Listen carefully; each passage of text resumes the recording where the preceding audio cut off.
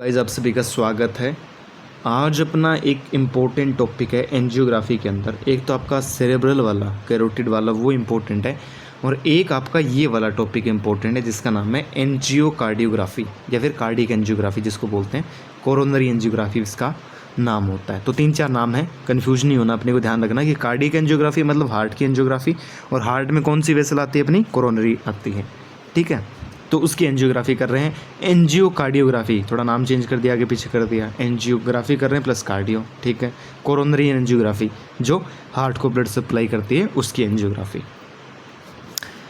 तो अपन पूरा डिटेल में इसमें डिस्कशन करेंगे, कैसे कॉन्ट्रास्ट मीडिया डालना है, कैसे इंसिजन लगाना है, उसके बाद में कैथेटर डालना है ना, गाइड वाइड डालना है, सीट डालनी है, नीडल डालनी है, कैसे क्या क्या चीज़ें करनी है और कौन कौन से इक्विपमेंट इम्पोर्टेंट हैं। इसके अलावा इंडिकेशन क्या क्या है, किन किन कंडीशन के अंदर ये प्रोसीजर किया जाता है, पूरी डिटेल में बात करने वाले हैं। और 10 पेज की PDF है, तो 20 नंबर में आराम से हो जाएगा काम इसमें, है ना।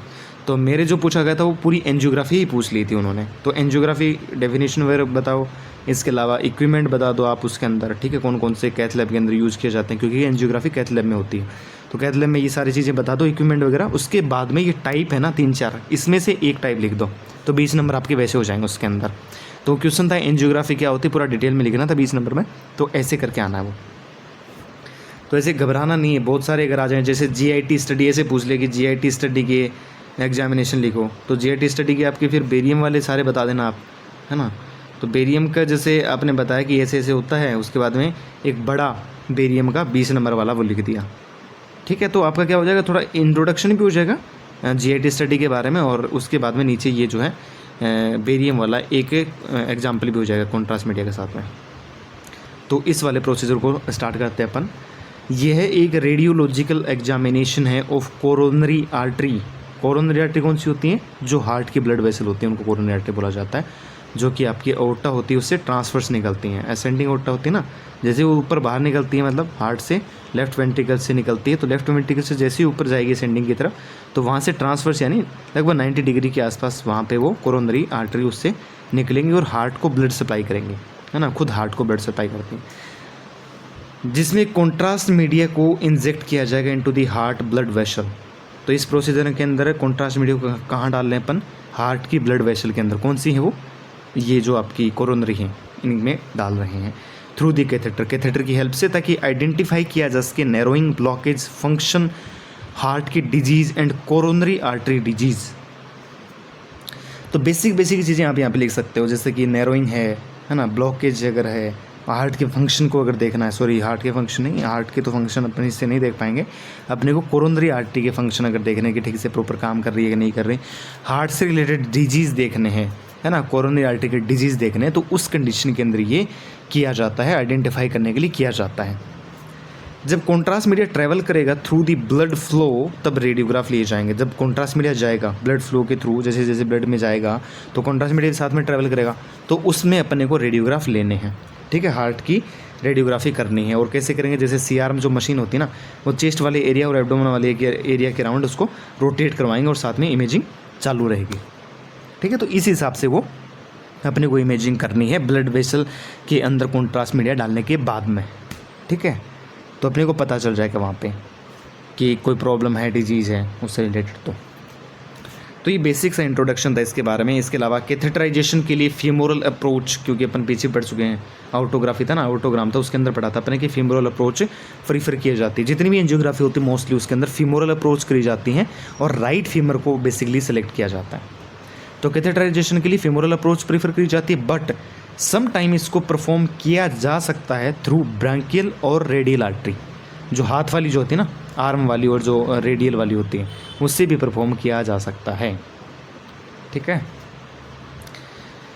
अब कार्डियक कैथेटराइजेशन क्या होता है उसके बारे में बात करते हैं। यह कार्डियक एंजियोग्राफी का वेरी इंपॉर्टेंट प्रोसेस है। कार्डियक कैथेटराइजेशन का मतलब कार्डियक यानी हार्ट के अंदर कैथेटर डालना, उसको कार्डियक कैथेटराइजेशन बोलते हैं। तो कैसे करेंगे उसके बारे में बात कर रहे हैं अभी। ये कार्डियक एंजियोग्राफी का इम्पोर्टेंट प्रोसेस होता है। ठीक है, जिसको कैथ लैब के अंदर क्या किया जाता है, परफॉर्म किया जाता है, किसके द्वारा, बाय कार्डियोलॉजिस्ट। तो एक एंजियोग्राफी करने से पहले, कार्डियो एंजियोग्राफी करने से पहले का इम्पोर्टेंट प्रोसेस है, और इसको कैथ लैब के अंदर परफॉर्म किया जाता है कार्डियोलॉजिस्ट के द्वारा। ड्यूरिंग कैथेटराइजेशन करते टाइम एक कैथेटर को इंट्रोड्यूस किया जाएगा into the heart via selected vessel, ठीक है, और कॉन्ट्रास्ट मीडिया डाला जाएगा।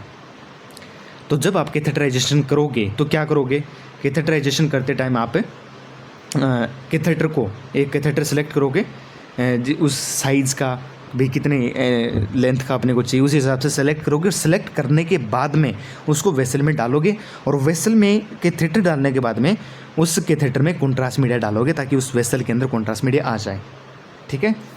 तो कॉन्ट्रास्ट मीडिया इंजेक्ट किया जाएगा into the coronary artery, coronary artery के अंदर इसको इंजेक्ट करना है, ठीक है। फिर आती है एंजियोग्राफिक टीम। अब एंजियोग्राफिक टीम में कौन कौन शामिल होगा उसके बारे में बात करते हैं। During angiographic procedure following member available होंगे, ये अपन पहले भी देख चुके हैं। हर प्रोसीजर के अंदर ये लिखना पड़ेगा, अगर देखो अलग से आएगा तो लिखना ही पड़ेगा। जैसे कोई एक स्पेशल आ गया, कोरोनरी आ गया, क्योंकि अपने तो पूरा पूछेंगे थोड़ी, सब थोड़ी पूछेंगे, एक पूछेंगे तो एक में तो लिखना पड़ेगा एंजियोग्राफिक टीम कौन कौन है। तो देखो कार्डियक कैथेटराइजेशन कर रहे हैं तो इसलिए कार्डियोलॉजिस्ट तो अपने को चाहिएगा, वही करेगा ये काम। इंटरवेंशनल रेडियोलॉजिस्ट ये भी कर सकता है। फिजिशियन जो डॉक्टर है नॉर्मल वो आ जाएगा, एनेस्थेटिक टीम आ जाएगी, रेडियो टेक्नोलॉजिस्ट आ जाएगा और नर्सिंग असिस्टेंट आ जाएगा। ये सारे के सारे आने वाले हैं, ठीक है। फिर देखते हैं एनाटॉमी। अब किसकी एनाटॉमी देखें, कोरोनरी आर्टरी की एनाटॉमी अपन देखने वाले हैं। कोरोनरी आर्टरी अराइज होती है फ्रॉम आउटिक साइनस से, वे ट्रांसपोर्ट करेंगी ब्लड को इनटू द कार्डियक मसल। तो सबसे पहले तो इसने बोला है कि कोरोनरी आर्टरी जो होती है वो कहाँ से निकलती हैं, वो निकलती हैं आउटिक साइनस से, है ना। अगर आपने फर्स्ट ईयर के अंदर हार्ट की एनाटॉमी पढ़ी है तो आपको पता होगा कि आउटिक साइनस कहाँ होता है, ठीक है। डायग्राम के अंदर पूरा लेबल डायग्राम जब हम बनाते हैं तो उसमें स्ट्रक्चर दिखाई जाती है कि आउटिक साइनस यहाँ पे होता है। तो अगर आपको बेसिक रटना है फिर ऐसे ही बोलना है कि भाई आउटिक साइनस से स्टार्ट होती है और वो ट्रांसपोर्ट करती है ब्लड को किसमें, कार्डियक मसल के अंदर। जो हार्ट की मसल होती हैं, है ना, 3 मसल होती हैं उसके अंदर, 3 लेयर होती हैं मसल के अंदर, एंडोकार्डियम मायोकार्डियम जो होती हैं उसकी बात कर रहा हूँ मैं। तो उनके अंदर वो क्या करती है, सप्लाई करती हैं। There are 2 main coronary artery. तो मेन 2 कोरोनरी आर्टरी होते हैं जिसमें the left coronary artery and the right coronary artery, ठीक है जी। तो 2 आपकी क्या होती हैं, कोरोनरी आर्टरी होती हैं, लेफ्ट वाली और राइट वाली, ठीक है।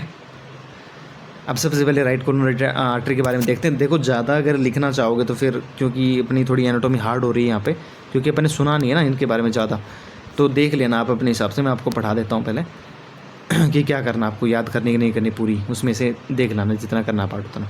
राइट कोरोनरी आर्टरी के बारे में क्या होता है कि ये ब्लड सप्लाई करेगी to the right ventricle, the right atrium, SA node यानी sinoatrial node, AV node atrioventricular node of the heart. तो राइट कोरोनरी आर्टरी जो होती है वो मेजोरिटी ऑफ द राइट वाला जो पार्ट है उसको ब्लड सप्लाई करती है। उसमें राइट वेंट्रिकल आ जाएगा, है ना, राइट एट्रियम आ जाएगा, एसए नोड, एवी नोड हैं, वो सारे उसके अंदर आ जाएंगे, ठीक है। राइट कोरोनरी आर्टरी डिवाइड होगी इनटू द स्मॉलर ब्रांचेस। जो राइट कोरोनरी आर्टरी होती है वो छोटे छोटे आगे ब्रांचों में डिवाइड होगी, जिसमें इंक्लूड होगी the right posterior descending artery and the acute marginal artery and left ventricular branch. अब यहाँ से आपको थोड़ा कंफ्यूज हो सकता है, इसलिए मैं सोच रहा हूँ कि आप इस चीज़ को छोड़ ही दो तो बढ़िया है, ठीक है। इसकी ब्रांच आगे नहीं बांटो तो भी कोई दिक्कत नहीं, चलेगा वो इतना।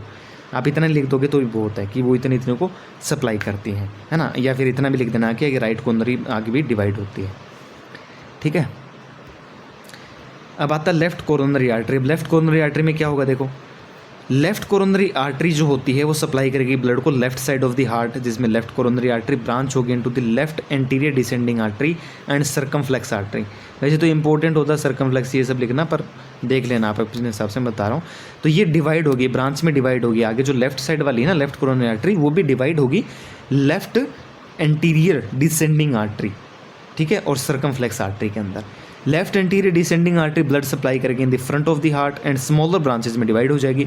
सर्कमफ्लेक्स आर्टरी ब्लड सप्लाई करेगी to the back of the heart and further divide हो जाएगी स्मॉलर ब्रांचेस में।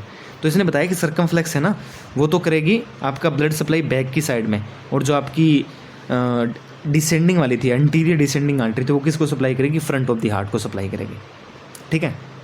ये आप इतना लिख सकते हैं एनाटॉमी के अंदर। तो ये दोनों होगी इसकी ब्रांच लेफ्ट और राइट। चलिए अब इसके अंदर ये देखो डायग्राम भी बनाया, तो आप छोटा सा ऐसे डायग्राम बना सकते हैं। सर्कमफ्लेक्स का यहाँ पे लिखा है, ठीक है, ये ऐसे करके और ये ऐसे बनाया इसने, ठीक है, ऐसे ये पार्ट इसके, ये देखो ऐसे ऐसे ऐसे बनाए हुए हैं। ओके, राइट कोरोनरी आर्टरी है, लेफ्ट एंटीरियर डिसेंडिंग आर्टरी है, आउटा हो गई है, कोरोनरी आर्टरी, ये पूरी बताया गया है।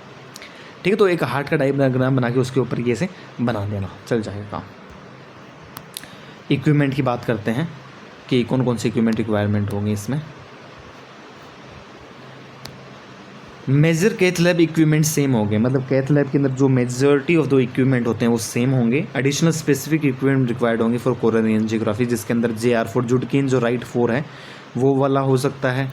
ठीक है वो राइट कोरोनरी आर्टरी, और JL4 जुडकिन्स लेफ्ट 4 हो सकता है, वो left coronary artery. Pigtail catheter हो सकता है फॉर वेंट्रिकल्स, और सीथ हो सकती है गाइड वायर, ये तो चलो वो कॉमन ही हो जाएंगे सीथ गाइड वायर। तो गाइड वायर एंड सीथ की लेंथ को कार्डियोलॉजिस्ट डिटरमाइन करेगा, मतलब कितना लंबा लेना वो कार्डियोलॉजिस्ट डिसाइड करेगा। Iodinated contrast media water soluble 350 iodine पर mg के अंदर, और फ्लो रेट होगा 5 से 8 ml पर सेकेंड।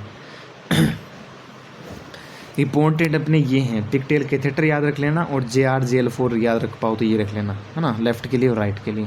जुडकिन्स राइट 4 और जुडकिन लेफ्ट 4 ये इक्विपमेंट थे।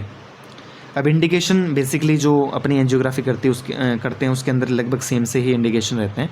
पीछे भी अपने ऑटोग्राफी में पढ़ा था, उसमें क्या था कि ब्लॉकेज है तो ब्लॉकेज सेम है इसके अंदर भी। Blockage in heart, coronary vessel, aneurysm, है ना, वॉल वीकनेस आ जाए, मतलब दीवारें कमज़ोर हो जाएं जो आर्टरी की, वो आर्टीरियोवेनस मालफॉर्मेशन जो होता है आर्टरी और वेन के बीच में एक जॉइंट बन जाए, उस कंडीशन में आर्थरोस्क्लेरोसिस हो जाए, स्टेनोसिस हो जाए, नैरोइंग जिसको बोलते हैं, सस्पेक्टेड क्लोथ थ्रोम्बोसिस, एम्बोलस, है ना। तो इन कंडीशन के अंदर ये परफॉर्म किया जाएगा। स्टेनोसिस का मतलब मैंने बताया नैरो हो जाना। चेस्ट पेन, एंजाइना अगर है उस कंडीशन में, कॉन्जेनिटल हार्ट डिजीज़ है उस कंडीशन में, और हार्ट वाल्व डिजीज़ है तो उस कंडीशन के अंदर ये किया जाएगा।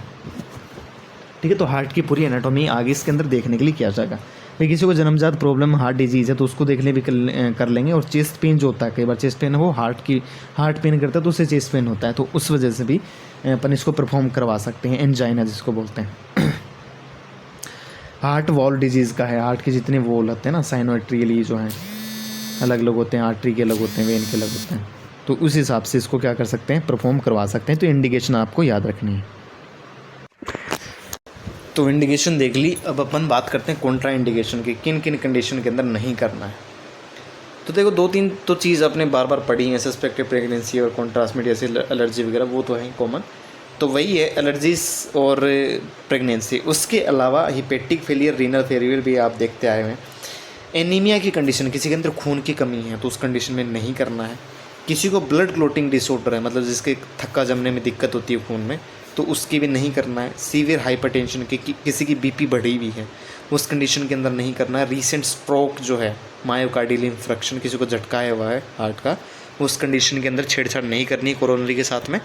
और absence of pulse at the axis side, मतलब थाई आपने सेलेक्ट करी है ना, जो अपनी थाई होती है वहाँ पे आपने सोचा कि यहाँ से मैं प्रोसीजर करने वाला हूँ, वहाँ पे आपको पल्स ही नहीं मिली, तो उस कंडीशन के अंदर भी आपको प्रोसीजर नहीं करना है।